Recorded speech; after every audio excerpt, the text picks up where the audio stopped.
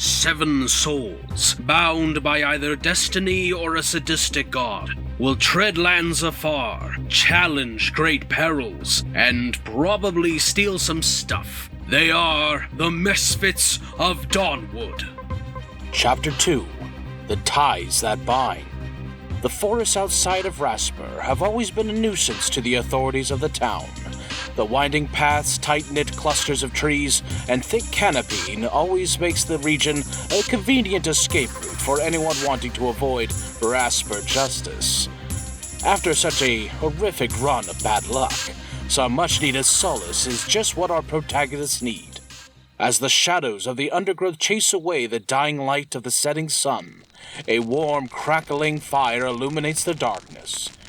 Each pair has remained largely separated from the rest. Marvin hums to himself as he cooks a large boar he had hunted, while Nazfel counts the contents of his coin purse. Alistar sits beside the unconscious Jabari, waiting anxiously for her to rise. And Tilehuac watches Duvaku stand at the edge of the camp. Tropa bene.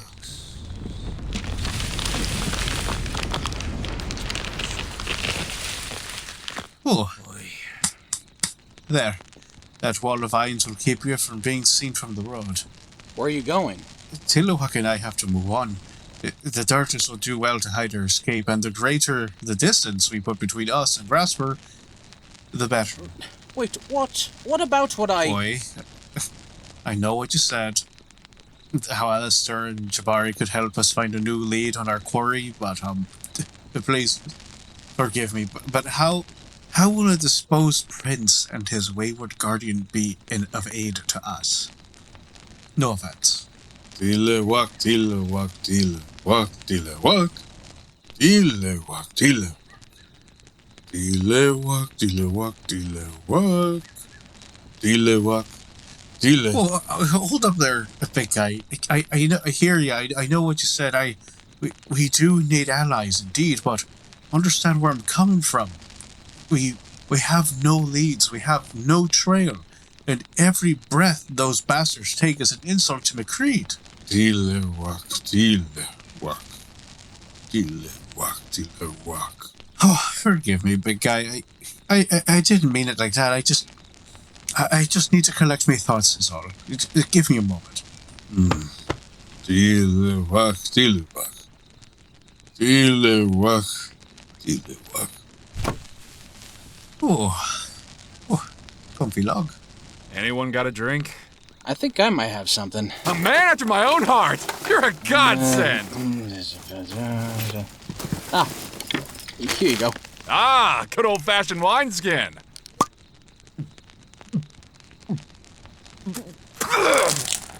Water? You said you needed a drink. As in ale or wine.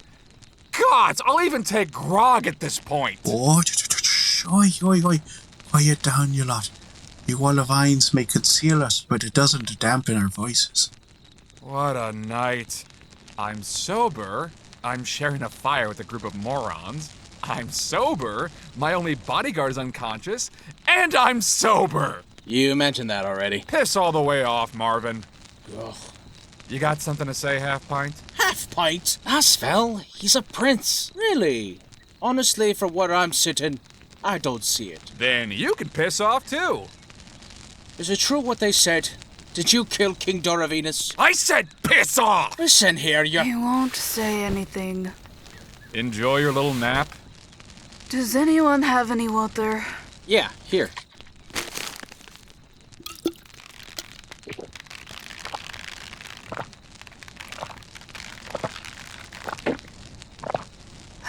Thank you. Good to see you back among the living, Captain. Nazfel Pynch. I never thought I'd ever see you come to our rescue, let alone shed a fire with us. Well, you're an outlaw, I'm an outlaw. There's some kind of fellowship there. Why, Nazfel here, fugitive? You never mentioned that. What did you want me to say? Gee golly, fellas, I'm a master thief. Tilehuac. Good to see your ego hasn't waned these past few years. If I could veer off topic, what kind of magic did you use back there?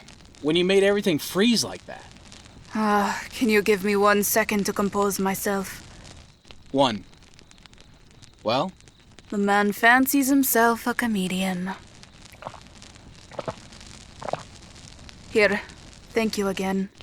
Don't mention it. Great. Now that you're properly hydrated, can we get some bloody answers? What happened in Dawnwood? Gabriel, he staged a coup. Silver Spoon? That spectacled Ponce actually had the balls to... Why? Alistar was named heir apparent. Gabriel didn't agree, so he killed the king, and then he went for Alistar.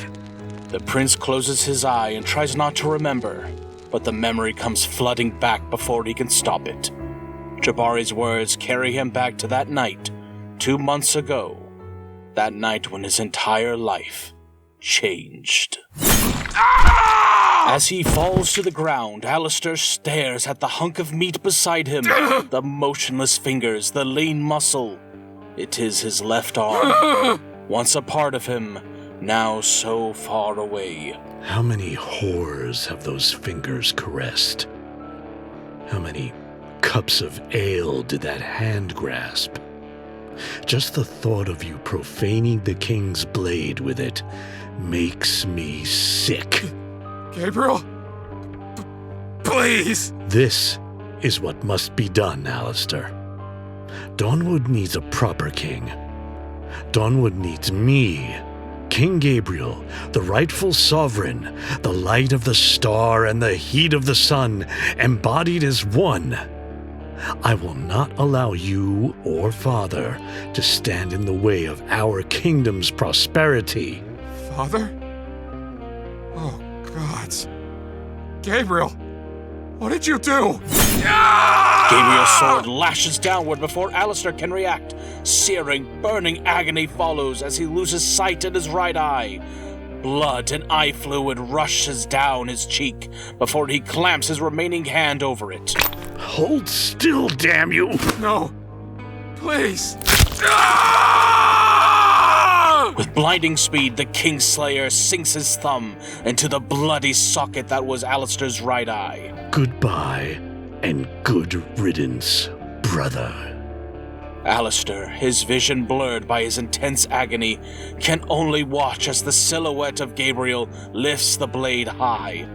With one slash, Alistar would be no more.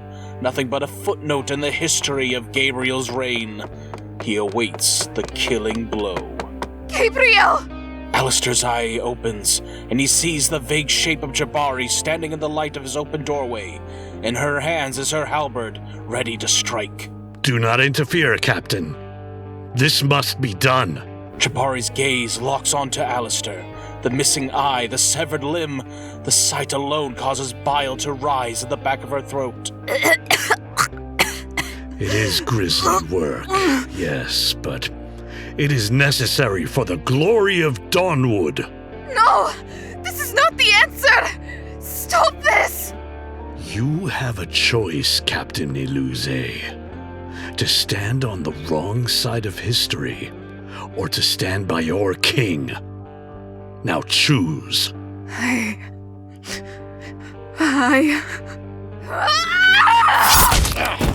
Gabriel feels the flat of the halberd's edge slam into the side of his head, sending him tumbling to the ground. Jabari! You still have your legs! Run!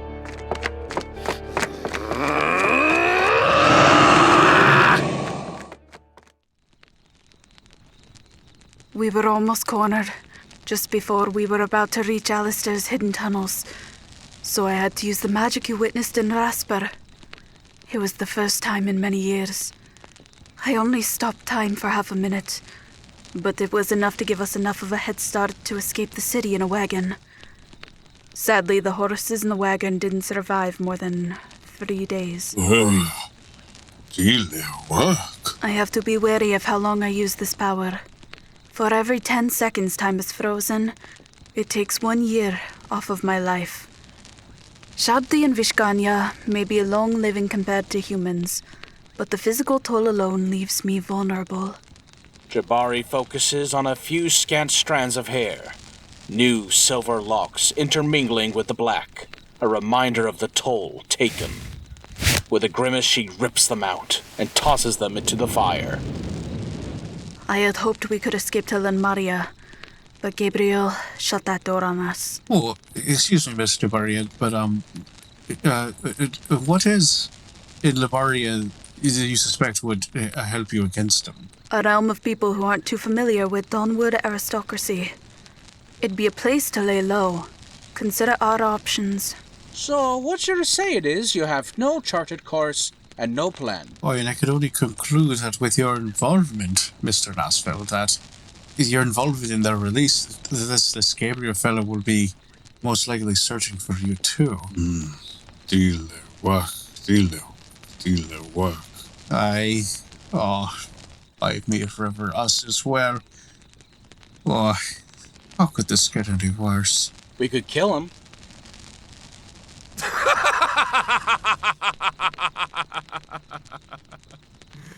Just like that, huh? Why not? Look, I know this isn't what you want to hear, but hear me out. Instead of making a bunch of plans with a lot of maybes, why don't we go with the one option with one certainty?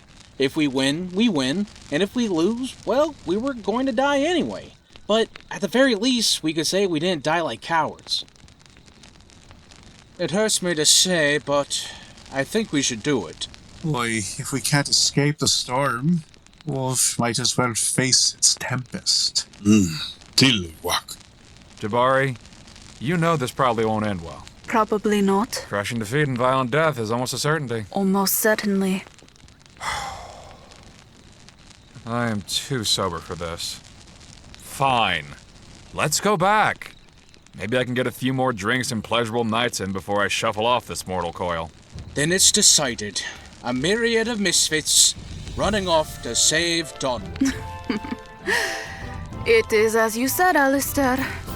The greatest adventures begin in a tavern. Oh, shut up. In the gloom of Rasper's forest, a new alliance has been forged. One hell-bent on destroying the tyrant king of Dawnwood and lifting his hold over the party's futures.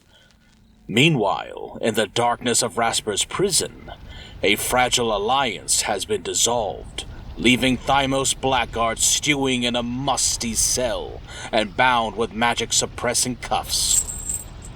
The tiefling seethes with fury. After everything that has happened, he knows his margin for error is parchment thin. He knows he rolled the dice when he chose to collaborate with Rasper's mayor to capture Alistar and Jabari, but he didn't expect the result to be so poor. The mayor's right hand, the Scarnian woman named Feral, is dead. Scores of guards are dead. The townspeople are crying out for answers, and all the plump politician can do is sit in a chair across from Thymos, staring daggers at the tiefling. You said one cripple, one bitch. That's all you said. Did you forget the rogue, or the druid, or the lizardman, or that bastard who killed Feral? Even you have to know that imprisoning an emissary of the King of Dawnwood won't end well for you. I helped you, and what do I get for my efforts? Chaos. Death and chaos. Now, I am forced to make drastic measures. I found this on your pack. A signed scroll of message portal. I'm guessing this signature for the recipient is that of His Majesty. You can't be this stupid. Message portal! The scroll leaps from the mayor's sausage fingers and forms into a glowing violet window of sorts. For a few moments, the glass warbles and distorts, before finally the image becomes clear as the recipient on the other end activates the portal. You must have good reason to summon me at this hour, Blackguard. What did you... Who are you? I am Mayor Okimonson Laszlo, of the good town in Rasper. It is a pleasure to make your acquaintance, Your Majesty. The pleasure is all yours. What do you want? I do wish our first meeting was under better circumstances. Your underling, Mr. Blackguard, wandered into my town and made a pact with me in order to gain my aid in capturing 2 fugitives in my midst. A cripple and a golden woman. Where are they? Gone. Rescued by their allies. Allies? 2 halflings, a lizardman, and a human with an adamantine sword. My men are currently combing the surrounding forest in search of them. As for your man, I have him here. The mayor steps aside to allow the king to see his captive servant. What is this? A ransom? Mr. Blackguard made me an offer when it was not in his power to keep. Now, I want to negotiate a new offer. 5,000 gold for your man's release. If not... well, I find the shade of red pears well with the grace of my dungeon. Don't you think? You drive a hard bargain, Mr. Mayor. You will have your gold, and then some. And then some? If you release my servant now, I will gift to you one of Dawnwood's greatest treasures. A storied relic from our past. With it, you will witness the grandeur of your town as it ascends to heights you once thought impossible. You have my promise, from one king to another. I am no king. Not yet. Very well. I accept your offer. I will free your man and await your reward. It will arrive within a fortnight. Good, good. It has been an honor, Your Majesty. Guard, release him! Before the message portal closes, Thymos makes eye contact with his king. The expression on Gabriel's face is not a fond one, his gaze fixed in a brooding stare before the magic winks out of existence. Do hurry and catch your quarry, Mr. Blackguard. Due to the uncertainty of the situation, my guards regretfully took the liberty of killing your horse. Damnation! A cold chill runs through Thymos' hellfire-hot blood. He knows in his heart that he would have to do everything in his power from this moment forward to redeem himself in the eyes of the king. May the gods forgive him if he fails.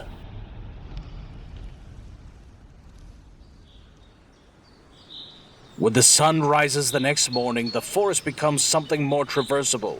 Instead of stumbling and tripping in the dark, now the guards of Rasper can stumble and trip in the daylight as they struggle to find purchase in their ill-fitting boots and chafing attire. 3 such sentries find themselves scouring one of the smaller roads, quite a ways outside of town. Kenneth, Judy, over here. What'd you find, Norak? Footprints. A lot of them. This road isn't necessarily a hidden one.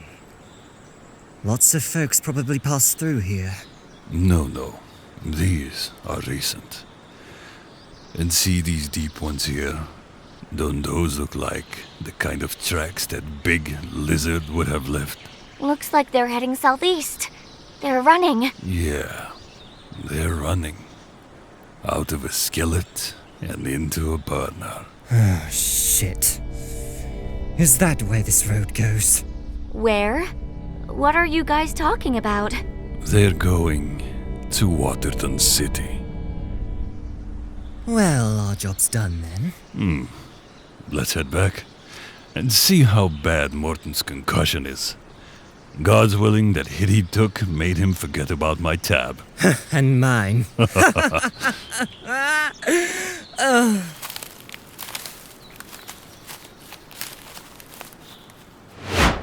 Unaware of the danger ahead of them, the party makes their way down the road, still blinking the last vestiges of sleep from their eyes. Some less so than others.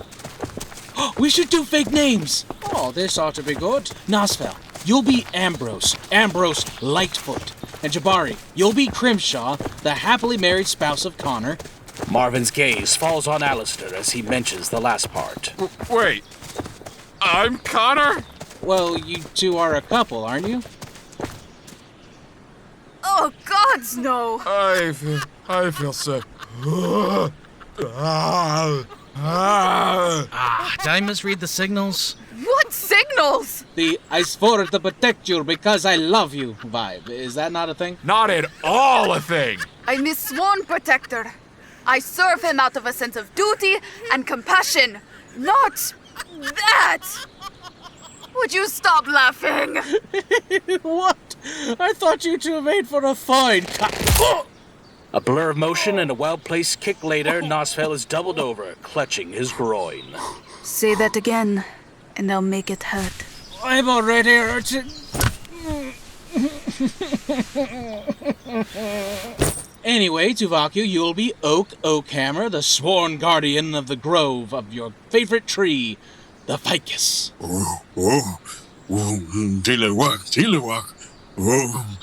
Tilehuac. Your name is, pause for effect, Baron Arnold Osgold Montgomeryan Dolomagus III. Oh, he's a baron? A baron of what? How should I know? Why don't you ask the Baron?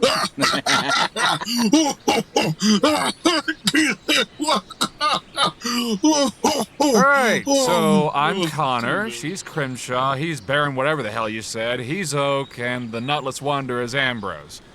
Who are you then? I am Asher the Bloodthirster. I have conquered many foes and fought on many battlefields, until I had one force that even I could not slay. Love. Perhaps we should invest in some sort of cloaking magic. Maybe a hat of disguise. Although, I imagine, big guy, you would need a tarp of disguise.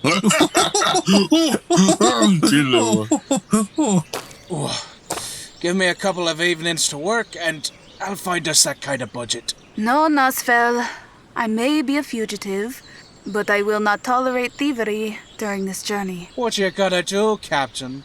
Arrest me? Can you do that?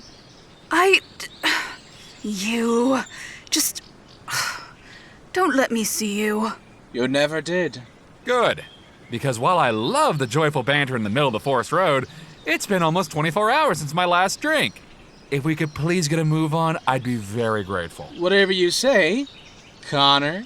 I'm too sober for this. As they continue their journey from a nearby tree, an inquisitive crow watches from its perch. Spreading its black wings, it takes flight, soaring above the tree line while keeping the adventurers in its sight all the way until they arrive at Waterton City itself. The city part of the name is a bit over-exaggerated. The province founded by an optimistic pilgrim, Waterton City wouldn't blossom into the major fishing settlement that was once envisioned. Instead, it more resembles a salty, damp village, with half its populace living on a boardwalk that extends out to sea. However, the harbor is full of tethered boats and wicker barrels that were once overflowing with fresh catch. Now they are left empty and stinking in the midday sun. The locals themselves seem distracted, like their minds are leagues away. As the party makes their way onto the wooden passageways of the city, they attract more than a few curious looks. Everyone be on your guard. It appears our reputation may precede us. I don't think so. A Vishkanya, a lizard man, a human, a cripple, and 2 halflings walk into a town. Sounds like the start of a joke. Tilehuac. Boy, you make a fine point, big guy. Yeah, I'm sure the salamander is spouting real philosophical stuff. Now, where's that bar? What Tilehuac say? Well, this appears to be a fishing village, but he said he doesn't smell any fish. Boy, now that I think about it, we've passed many stalls and stores, and I don't believe I saw a single catch on display. Maybe it's the off-season. Welcome. Welcome, strangers. It has been far too long since we saw fresh faces around here. The greeter is a dwarf wrapped in a white and silver garb. Along the front of his robe are a series of symbols, the sigils of several different faiths. His head is shaved bald, but the parting at the neckline reveals a bushel of chest hair protruding from within his clothes. Gazing down, the party sees the man is also without shoes, with 9 toes lined with yellowed nails greeting them. Oh, goody. A cleric. Why, yes. My name is Benkus Benkin, the Lord High Priest of the Ascendant Church of Unifying Sanctity. Really rolls off the tongue. It is fortunate that you have found me. You have come to Waterton City at her most dire hour. Look, Mr. Banky, we're in no place to take on someone else's burden. Please! There's no one else willing to help these people. At least other than myself. Come now, let's hear him out. Thank you. Now, you have no doubt heard of the dreadful curse that has tormented this place. This place is cursed. This is the first time I've heard about this. No, no, no! We are not dealing with this! We got enough problems! Please! Please be rest assured! This curse is a myth! Excuse me? I arrived this morning and discovered these poor souls have been enraptured by this superstition for the past 2 years. You see, they have a tradition where they place their dead in weighted caskets and drop them into the sea. I believe somehow the taint from these festering corpses has contaminated their water, leading to widespread hysteria. They believe every night that their dead rise from the waves as an undying horde and walk these streets, killing and devouring anyone caught outside after dark. I believe that's hogwash. I imagine some opportunistic brigand is stalking the streets at night, preying on those would-be victims, and inadvertently aiding in the city's delusion. All right. You have our interest. What do you propose we do? From water is where this curse began, and it is from water that it can be remedied. By helping me sell my stock of Ascendant Church of Unifying Sanctity Water of Purification, we can sate their thirst while we save their souls. You know, it's times like this that make me happy I lost an arm and not a leg. Why? Because I still have 2 legs to kick this guy's ass with! Are you kidding me? All that was a goddamn sail pit, you stupid fuck! Easy, Connor. Connor, easy. He's not worth it. We are not interested in hawking your wares, sir. But good luck in your enterprise. All that wasted time spouting that garbage about the asshole church of bullshit! And it was just for damn bottled water! What a scam! Connor, we're leaving. Come on, let's get you a drink. Or 6. You're making a grave mistake. The church will flourish. You can flourish with it. Flourish this, jackass! The last the priest would see of the party as they left is their backs and Alistar's middle finger.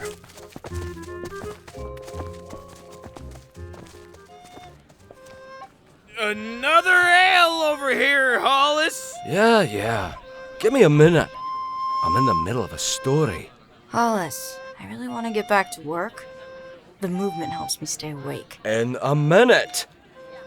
So, the scratching woke me up like dirty fingernails scraping at my window. When I looked up, Aldo, will you stop playing that damn flute? Anyway, so I looked up, and that's when I saw her. My old man! It was her, Greta!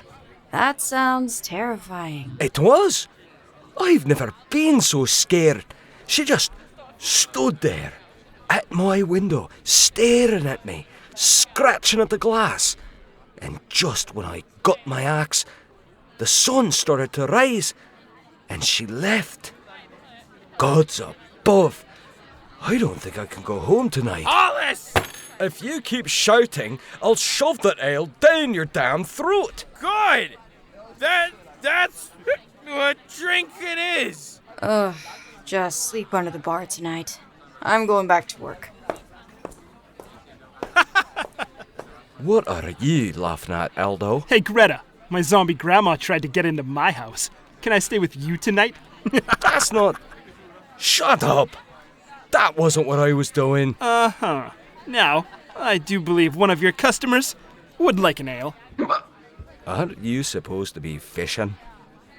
Go to hell, Hollus. Oh, great. More... good day, sirs and lady. Welcome to the Snapping Oyster. Please, take a seat. Someone will be right with you. Gods, just smell that air! It's been too long since I got to sit in a salty old tavern by the sea.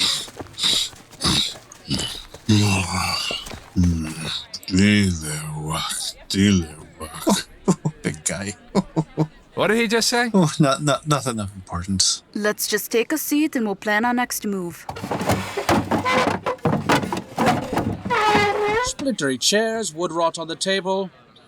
Reminds me of Mercer's place from back home. You know Mercer? Everyone knows Mercer. I don't know Mercer. Man, I can't wait to slog down some good seaside hooch. What about you, fellas? We're not getting drunk. 1 cup of ale each. This is some short come on, Come on, just one this cup. is... That's not fair. 1 cup each. Nice to see some fresh faces in Waterton. What can I get you? Ale for the table, and I wouldn't mind a tall glass of you, beautiful. This isn't that kind of tavern. Ale for the table. Coming up. What's above? That was awful. That was quite bad. Great. The ginger gnome virgin is giving me shit. This is what rock bottom looks like. Oh, excuse me, sir.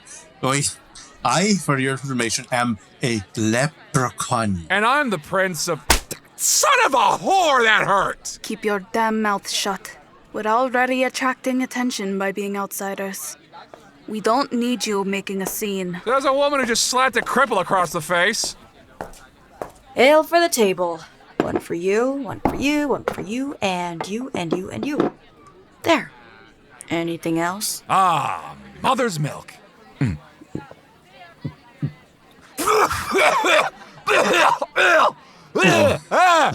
So, how is it? The milk's curdled. The hell is this? You've seen how things are out there. Ale went bad a week ago. And you're selling it to people? It is what it is. No, it is not. It is not what it is. I'm done. I am completely done. All I wanted was 1 goddamn drink.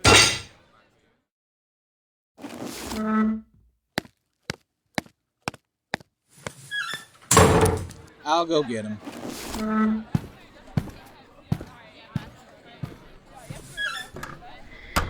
Well, let me know if you need anything else.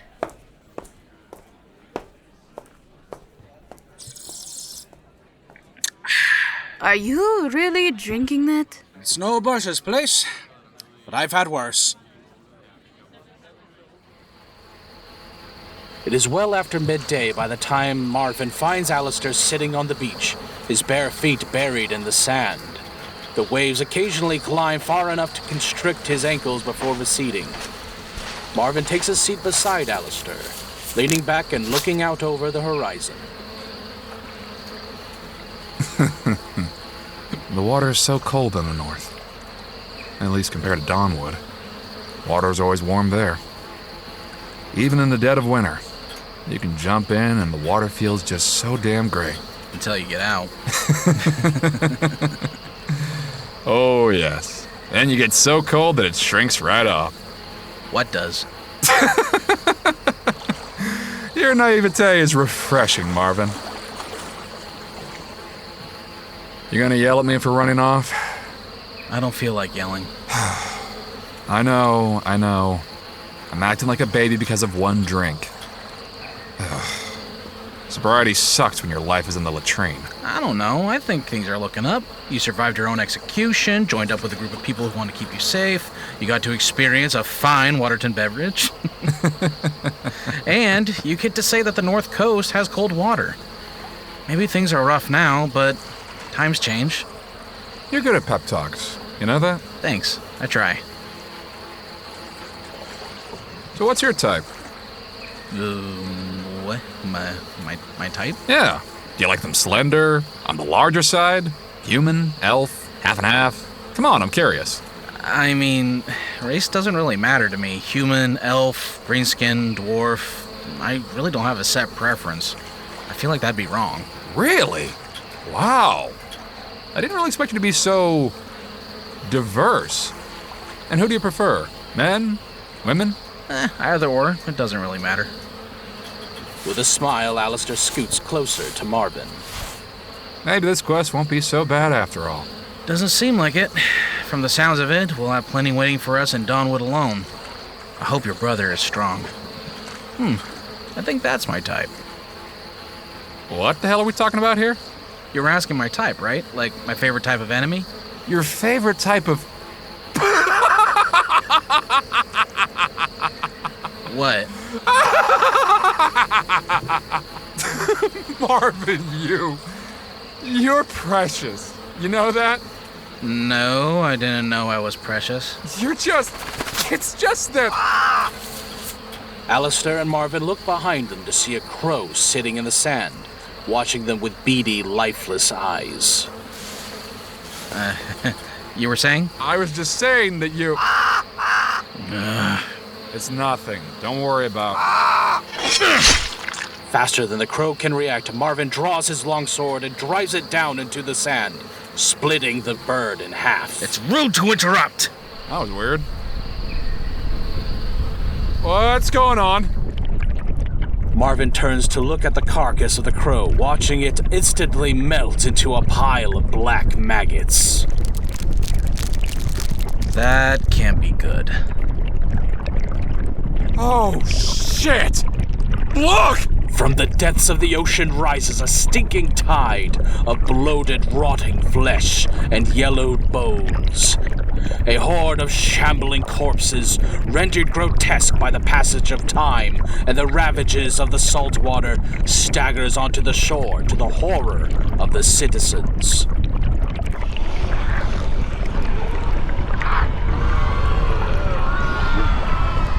Mr. Binky was wrong. What do you mean? The curse isn't a myth. Alistar steps behind Marvin, who stands to face down the approaching legion of undead, their gnashing teeth and slashing claws, primed to tear into succulent human flesh. As the city descends into chaos, several questions remain. Why was the horde rising during the daylight? What is the source of their creation? And what can our protagonist do to stop it? There's only one way to find out.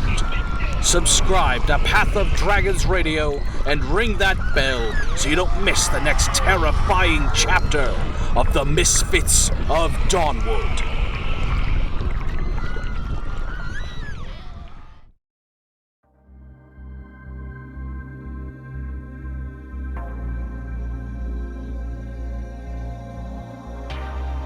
And that concludes Chapter 2 Revivify, The Ties That Bind. Part 2 of 3 of my Revivified project, basically remaking the first 3 episodes of Misfits of Dawnwood for your viewing, or I guess listening pleasure. So of course, it's that time again for shoutouts. Jabari Iluze, played to perfection by RYDER, and then Dylan Duck giving life to Alistar Von Gregor. Vaku of Light Waters and Tilehuac, played respectively by BALCAZAURUS. Brad J. Taylor as Thymos Blackguard, that quite unlucky tiefling, hopefully he finds his day soon. John Rosenbaum playing the BBEG, also known as the Big Bad Evil Guy, Gabriel Von Gregor, for those who don't know what BBEG means. Dante Majors reprising his role as Mayor Laszlo of Rasper, Attila Puska playing Nuruk, CROVO the VA playing Kenneth, Lana Rose playing Judy, and then Mr. Binky, also known as Benkas Binkin, played by Louis Dean, Hollus the Barkeep, played by Scott WELNOSKY, Greta by Shannon Velasco, Aldo, played by Troy Cram, and that lovable bar patron who wants the alcohol shoved down his throat, played by Landon Jensen. I want to thank every single one of you for your participation in this episode. Obviously, there will be many more coming in the future. I mean, both from Misfits of Dawnwood and plenty of our other series. So stay tuned, like, share, subscribe so you don't miss any of our videos. And I hope you all have an amazing day. Have a great one, everybody.